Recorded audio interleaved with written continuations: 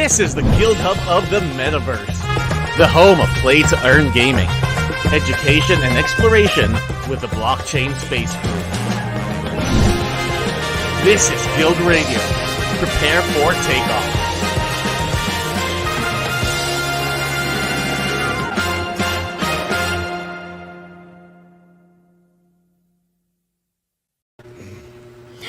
Good morning, everyone! I hope you guys are able to hear me. Kaisaya here will be your new host for the Guild Radio, and today our guest is someone from the Philippines, Daddy's Home, and he is, I think he's one of the founders of Pinoy Learn. So I guess with no further ado, I'm gonna be introducing you with Daddy's Home. Daddy's Home, where are you at? How are you Yeah, doing? hi. I'm here in Philippines also, here in Batangas. Uy, Yeah, I'm doing Batangas. Okay, fine. pwede tayo mag-Tagalog. Yeah, yeah. Buti naman. Pleasure. Ayun, buti naman. Yeah, how are you? How are you doing? I guess it's good to ask you first kung kamusta ka na and all that. And I guess maybe may gusto kang kawayan agad dito, like shout outs as early as Uy, this now. yes. Yeah, I'm fine and hello sa PLE Guild. So, nandito yung isa naming admin, si AEJ. Then, hello din sa pinaka-boss namin, si Boss One Lacy and si Jin Lang and other part ng PLE group. Hello sa inyo, guys. Yun, PLE. Oh, saan daw kayo sa Batangas? Sabi ni Nako. Frustrator AEG. Nako, meron ng... Uy, Hindi nga siya nagsishow ng camera ngayon. But yeah. hahanapin ka naman sa Google Maps yata. Wait, Rick, ikaw Rick, sabi mo, hindi mo ako pinag-prepare ng presentation, na-pressure ako. Ay, hindi, okay lang yan, okay lang yan. Just kidding. So, there you go. I think these are people coming from your guild. So, yeah, again, we'll be speaking a little bit of Tagalog in English here. So, a little, Taglish, basically. So, at least people outside the Philippines will be able to understand what we're actually talking about. So, yeah, that is home. I guess it's good to ask, like, to tell us about yung origin or yung story on how your guild actually started. Anong inspiration and all that. Kailan kayo naging founded. So, can you just give us a little bit of, backstory about Pinoy Learn? Yeah, sure. This started last year, late 2020. So, nag-start sila with Jello and yung two founders, Jello and Juan Lacy. And si Jello is one of the, sabihin na nating pioneer sa pagtitrade sa Bitcoin. So, siya yung, kilala siya as, kumita ng from $100, naging 5 million in 6 months, I think. By Hey, trading magpaturo! Yeah, sure. Yun. Same with One Lacy. Same sila na ganun din na kumita din sila by trading cryptocurrency. So doon nag-start, then I think sa Binance Filipinos may nakitang post nila, then they started the group to help the Filipinos sa especially financial freedom. So doon sila nag-start. So at least I think nakapasa ako early January na eh. Nasa 300 na nasa 300 na yung members. And then yun, start growing, trading, medyo muugong na yung name. Then we are teaching fellow Filipinos how to trade, both technical analysis and fundamental analysis. So yun, start growing. I think right now we have 3,000 members sa Telegram group namin. Then after that, last year, after nagkaroon ng retracement after ng bull run noong 2020, medyo mahirap mag-trade honestly because we are more on long traders kami. Mahirap kami mag-shorts. As you know, sa Philippines kasi sa stock market, hindi ka pwedeng mag-short. So sanay kami na puro long lang, bounce trades, ganyan yung ginawa namin. Then yun, medyo nahihirapan kami. So we're exploring another option kung paano kami mag-earn. Then doon nag-start yung Axie Infinity around May. So medyo mura pa yung Axie nun. medyo mura pa yung Axie nun. So, doon kami nag-start. So, tinry namin, nag-start kami ng konting scholar, then until napag-grow namin, I think we have 400 to 500 scholars right now within the PLE guild. So ngayon, Axie kami ngayon. We are planning dapat mag-Pegaxi, but unfortunately hindi masyadong maganda daw yung take ng update ngayon sa Pegaxi. So no, hindi naman ako against sa nangyari. I think that's more on, syempre, as a developer, alam mo naman, for the goods eh. Pinag-isipan mo na mabuti, hindi ka mag-update ng hindi mo pinag-isipang mabuti. So for me, no ano naman. So at least we're going to post muna. So we're looking for a better play to earn games to help Filipinos. More or less ang reason talaga namin kaya kami nag-build ng maraming scholarship is to help them, like YGG, like big guilds na na ginawa dito sa Pilipinas. So yun, dun kami nag-start, and right now we are working on looking on another play to earn. So para mag-grow kami, syempre medyo mahirap ngayon sa play to earn dahil yun nga, medyo madami na ang players natin. So we're looking for Yeah. yeah. So Yeah, like I think before, no, like yung mga scholars yung naghahanap ng managers, and then now this time, I don't know, like parang nagiging baliktad. But yeah, so basically how your guild started, you were traders. Is that right? Like you were yes. originally traders, and then here comes the boom of play to earn games like Axie, and then you got into that at a very low price, and then you just want to look for maybe more avenues to get that play to earn thing going. So that's good. I mean, for the Philippines talaga, no? I think that's one motivation factor, like especially kapag gusto mo na financial freedom. You mentioned it already, 'di ba? That is home. So, talagang Yes. mo-motivate ka to really work hard for it. Kumbaga lahat Yeah, ng that's right. paraan gagawin mo. So, Yeah, yeah. Yeah, I think that's good. So, I'm just curious, how is your guild actually structured right now? Kasi before, siguro nag-start lang kayo, like, few members of you. Like, you even started, like, I think early January, di ba, last year? yeah, So, that's correct. konti lang kayo, like you mentioned, 300, ganyan. Now, you are about, like, 3,000, ganyan. But, ngayon na marami na kayo members, how did you guys structure your organization?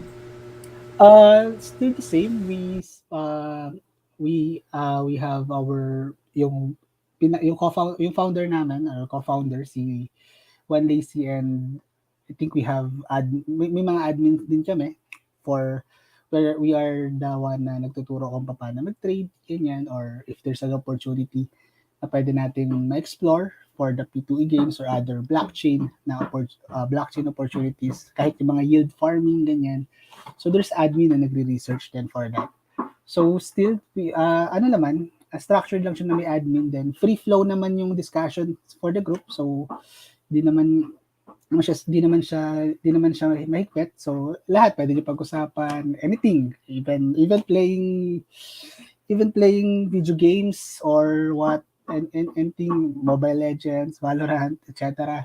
So we are bonding like that kahit virtual lang. So I think I made a lot of friends dito sa PLE. So halos sila kausap ko araw-araw. So ano ba? Mas Yeah, kausap ko that's sila, good. mas kausap ko sila kasi sa friends ko talaga sa dito sa Real life. yeah. So mas sila. Oh, So, that's interesting. So, like, parang ang structure niya is like, okay, we're still like friends. It doesn't really matter. Okay, yes, siya yung founder, but we still treat him like a friend or yeah. family. So, I think that's how you are actually like parang keeping yung ethos ng community nyo, no? Which I think is good. Like, parang everyone has a say, 'di Yeah, ba? that's right. That's right. Okay, Yeah. that's nice. That's nice. That's nice. So, I think besides yield, ano pa yung mga underlying mission or values na nagpapa-unique sa inyo bilang okay, this is PLE. This is how you differentiate us maybe say from other guilds. No, although hindi naman siya totally competition, but what do you think is the Yeah. unique feature that you have as a guild? Uh More on sa ano, more on mas um, focus ang PLE to help talaga. Ang start naman siguro ng guild is focus to help the others, especially sa financially, lalo ngayong pandemic. But like that. So PLE also, but PLE sabi nga namin, better na turuan natin kung paano mangisda yung tao rather than bigyan mo na isda. So at least they can live kung alam nila kung paano mangisda. So kaya siya Pinoy Learn and Earn. So we are teaching them how to trade, how to look for an investment or yield or good P2E games. So Raulo ka Rick. Pero nabasa ko lang si Rick. So yun yung yeah, so how to manage risk yan. Ganun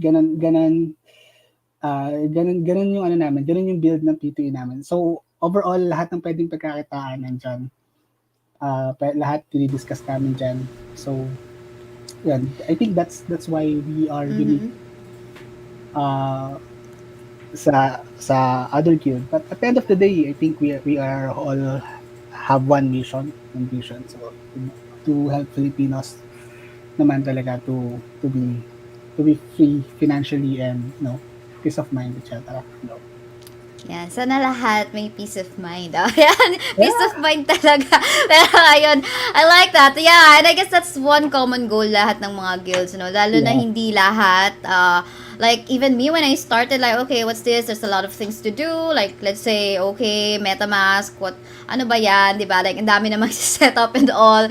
So, I think nakakatulong din yung mga guilds such as yours, na meron kayo ngayon dito sa PLE para, i-onboard yung mga beginners, di ba? Like, mga newbies, para maging knowledgeable sila sa space. And I think that's great, no? But, my question is, like, with your knowledge in trading, you guys, yung mga founders, ganyan, how does it help you guys select yung mga games or mga play-to-earn games na pinipili nyo for your guild? So, you've decided on Axie when it was low. You decided na, okay, let's not enter Pegaxi because, of course, you have your own reasons. And right now, you're doing your more research into getting into more play-to-earn games. And what are your, like, parang criteria? Yung mga criteria for judging, ganyan. Right now, mas focus kami sa stability ng P2E game. Kasi, as we know naman, yung P2E ngayon is, I think, swerte na ako maka 2 months na nandyan yung game or still So, I think we're going to focus sa stability. Like Axie Infinity, I think nagkaroon lang ng konting challenges sa Axie Infinity team. Kaya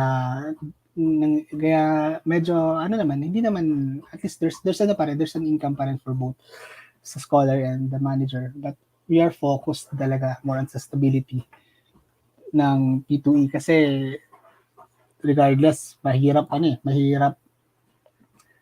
pagpalipat-lipat din or mamaya mali yung timing namin or nagkaroon ng na unfortunately narag yung tawag nila, tawag sa crypto. So our priority will be the stability of the P2E game versus versus sa yung mabilisang ROI ganyan.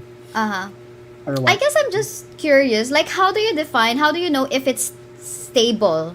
Ano yung mga basis nyo? Is this about the updates coming from the developers?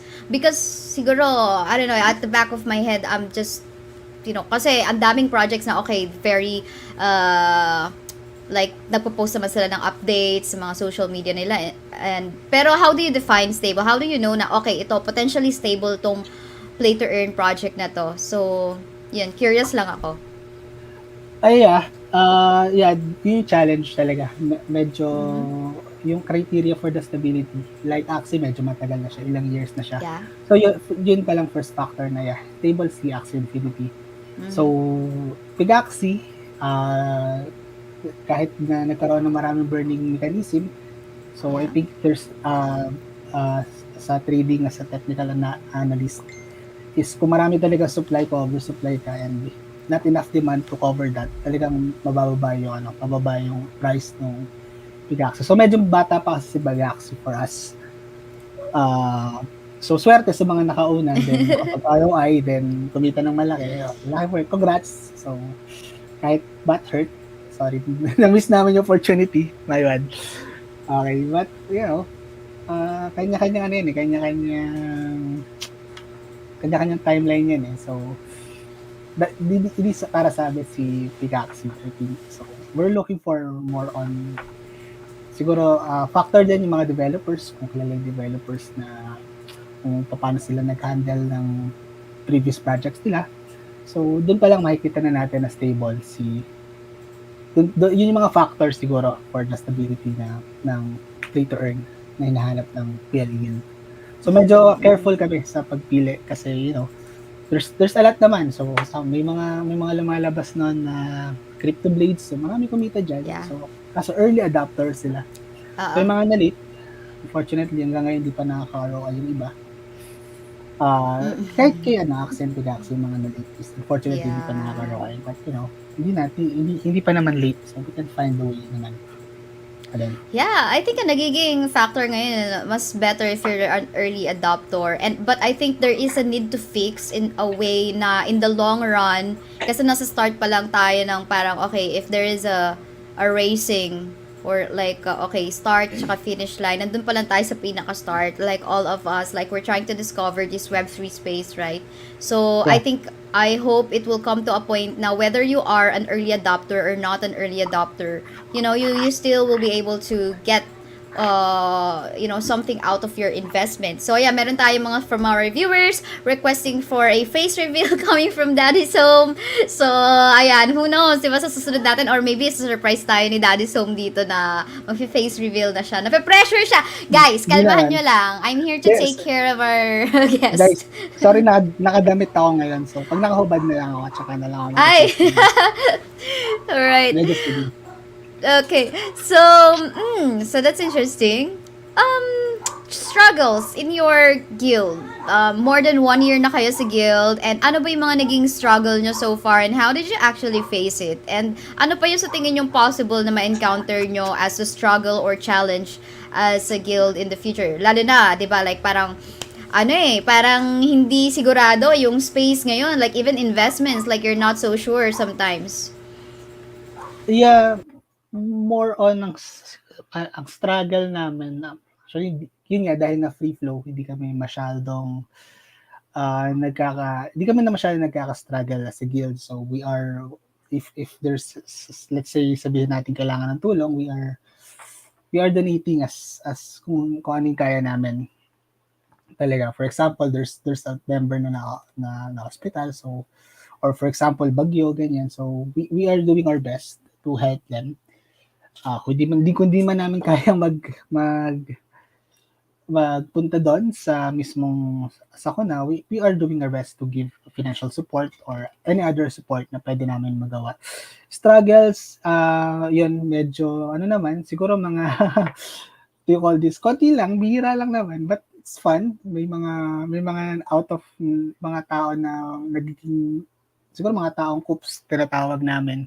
But bihira lang yun, and nagkakaroon lang ng fun. Ginagawa lang namin fun yung mga ganon. So, yan, kilala nila yan, sila Satana, sila Jejusal. So, sa PLE, kilala nila yan. So, di naman siya struggle actually, but there's naman.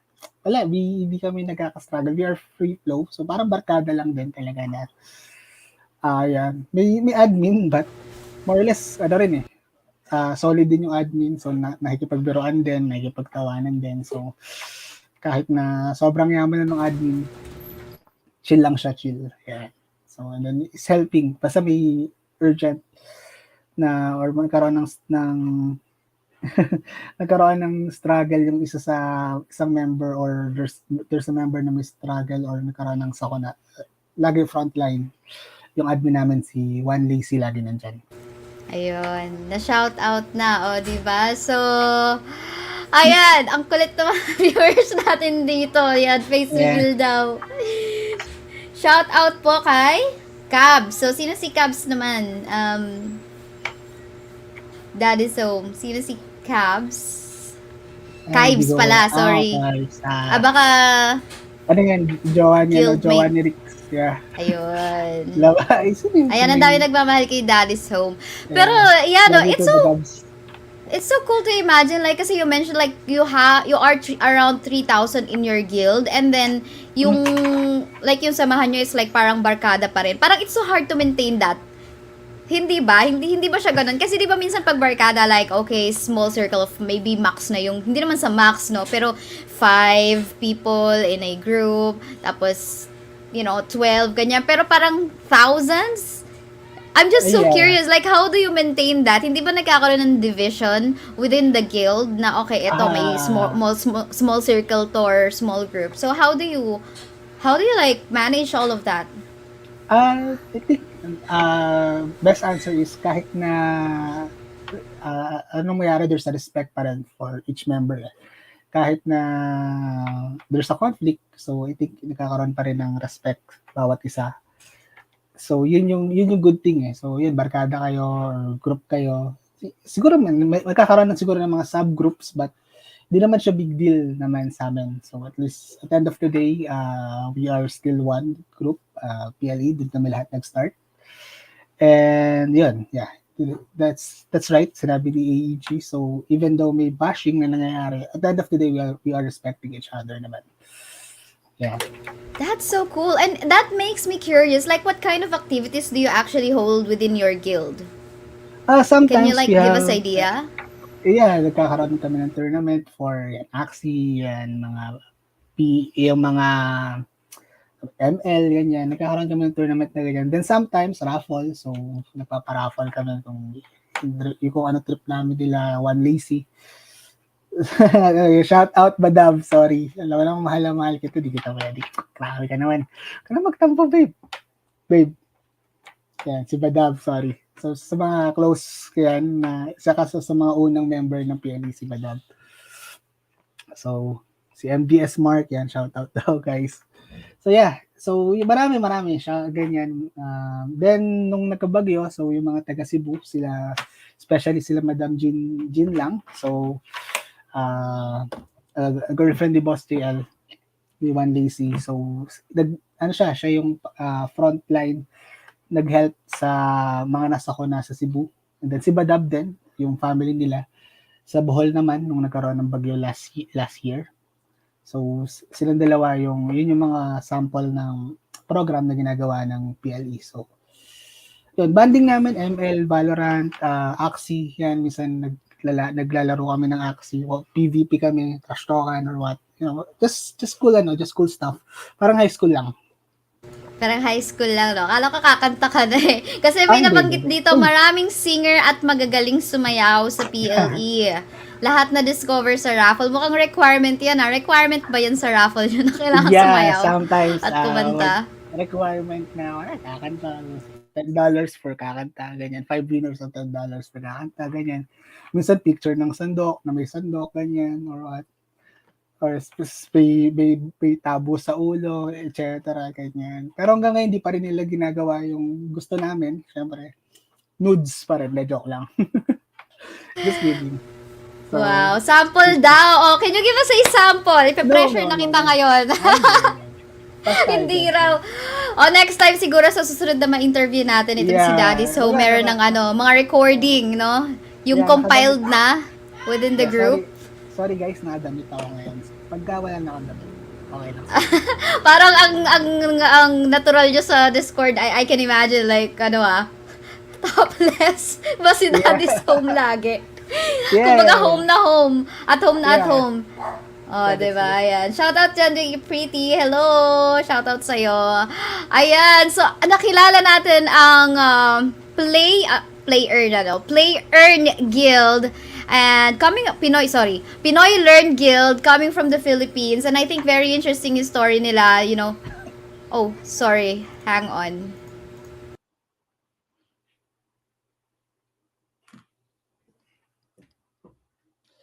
Yun. Kuya Mendo, drama. Ayan, nawala ako. Sorry. Yeah. Ayan, Shout out ano guys. nangyari? Ano Hindi na ba nangyari? yung Hindi, isa? sinashoutout mo ba sila lahat? Habang nawala ako. Hindi. Ayan, Si for some, Brenda, hi. Yan, Meng. ayan, sige, Vince. shoutout Yan. mo muna sila. Ah, Ayan, so shoutout Yan. kay Jom Meng, Jom. Kuya Mendo, Jom. Ayan, dinig mo na ako, Daddy's Home. Yeah. Ayan. Continue. So, yun, everyone, thank you so much for tuning in. I think we learned a lot coming from Daddy's Home.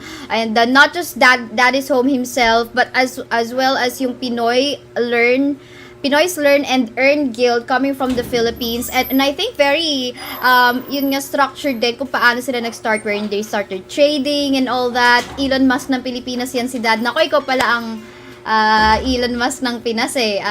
That is so... Walang katotohanan yan. Sa susunod daw, face reveal na. Face reveal kung Elon Musk nga ng Pinas talaga. So, ayun guys, we thank you so much for this episode 9 of Guilds of the Metaverse. I am Kaysaya from BlockchainSpace. I have followed their social media na rin dito, si Master Buten tsaka yung Pinoy Learn. So, make sure you do as well. Kasi syempre, baka may matutunan kayo. Lalo na, ako I'm so curious about learning more about trading din as well. Kasi wala akong time magde-day trade eh, di ba? So, baka dito sa Pinoy Learn, may matutunan tayo. So, abang-abang tayo ng abang-abang tayo ng mga social media posts nila kung meron sila mga sessions. Alright, so anyway, siguro before we even close this episode, Daddy's Home, maybe just last shoutouts or for those who wants to join your guild, may message ka ba? Yeah, go ahead. Yan, shout out ulit sa PLE. So, may nag-chat sa akin, Vince, shout out yan, mga OG ng PLE, sila Badab, sila Erwil, sila Kroll, yan, sila Rix, yan, yung mga yan. Mga kalaro ko rin sa Valorant, sa PLE, and Mobile Legends, shout out sa inyo. Then, if you want to join PLE, you can follow us on Twitter. Ano nga ba yung Twitter natin? Pix, sorry. So, yan, Twitter. Then, mas active kami sa Telegram. So, nandun yung mga calls namin or yung mga analysis namin sa technical analysis. Mga analysis namin sa crypto, both for the technical and fundamental. So, we are actively, so pag may dumabas na news, normally, nauuna din kami. So for the fundamental analysis ng crypto. So, yun yung mga, yun. So, ano nga ba yung natin? So, follow us on Twitter, PLE, sorry. Ayan, at Pinoy Learn. Actually, ito na, nag-scroll down na sa baba. Pati yung sa'yo, ilang E ba yan? 5 E, as I think. Master Buten and Pinoy at Pinoy Learn. Ayan, mukhang lecture ka na mamaya dito, hindi mo raw kabisado yung Twitter tag. Mukhang makikita ko sa guys. It's okay. Those traders sa admin namin ay basta. Yan, shout out. Shout out. Yan, shout out AEG. So, siya lagi naggagawa ng analysis kay Bitcoin sa amin. So, ano yun? Like yung may mga signals kayo when to buy, when to sell? Yes. Ganun? Actually, okay. factor yun, but we are more wala namang sisihan na nangyayari. Talagang accurate. Hindi naman accurate, but end of the day, trading is risk management naman yan. Regardless, wala namang 100% accurate in terms of trading. So, laging risk management ang tinuturo namin. Regardless kung ano yung call, kasi we're not perfect din. Talaga. Nobody's perfect. O yan, di ba? Yung tinuturo namin more on risk management rather than technical analysis or kahit anong analysis yan kung mali ka. If you don't have enough risk management, you will fail on trading. Ayun, meron tayo mga words of wisdom coming from Daddy's Home. O yan, di ba? May take home tayo. So, yes, thank you so much, Daddy's Home, and to everyone who watched this episode 9 of Guilds of the Metaverse. We'll have more in the future, and I guess from here on, I'll be the one, interviewing most of our guild founders or guild members coming from different guilds across the globe. So, once again, don't forget to follow Pinoy Learn and Master Buten. Don't forget to follow me on Twitter as well at KaysayaPH, and of course BlockchainSpace. So see you guys in the next episode. Bye for now. Thank you. Bye-bye. Bye.